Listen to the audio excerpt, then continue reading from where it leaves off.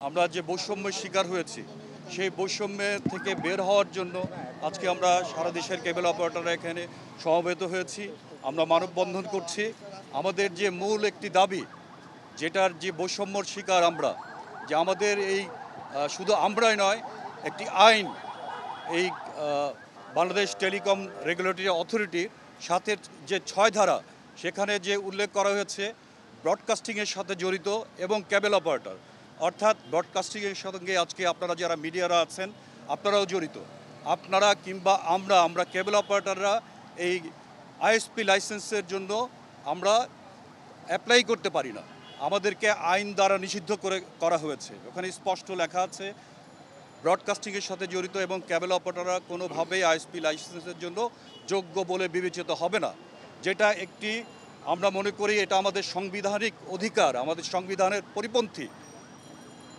বিগত আমি বলবো যে ফ্যাসিস্ট সরকার ছিল, সেই সরকার একটি স্বার্থ সংরক্ষণ, একটি গোষ্ঠীর স্বার্থ সংরক্ষণের জন্য তারা কাজ করেছে। আমরা বেশ কয়েক বছর ধরে তাদেরকে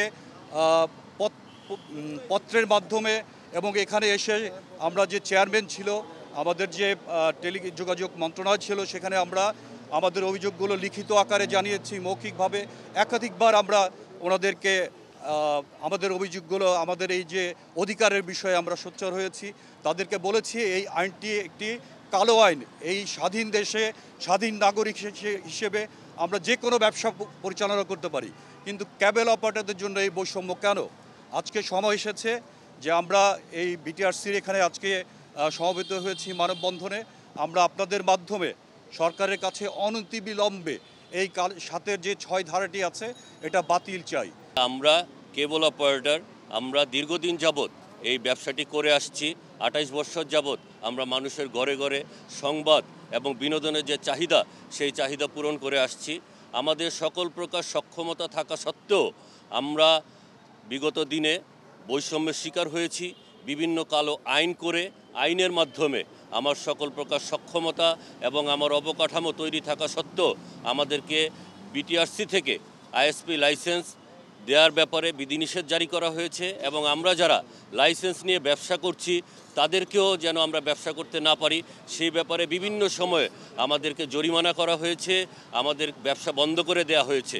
আমরা বর্তমানে এই সরকারের কাছে উদাত্ত আহ্বান জানাই, একজন স্বাধীন দেশের স্বাধীন নাগরিক হিসাবে আমি আমার মৌলিক অধিকার, যেই অধিকার নিয়ে আমরা বেঁচে আছি, আমরা যে নতুন বাংলাদেশের স্বপ্ন দেখছি, সেই স্বপ্ন সার্থকতার স্বার্থে এই ধরনের বৈষম্যমূলক যত কালো আইন আছে সেই কালো আইনের বাতিল চাই।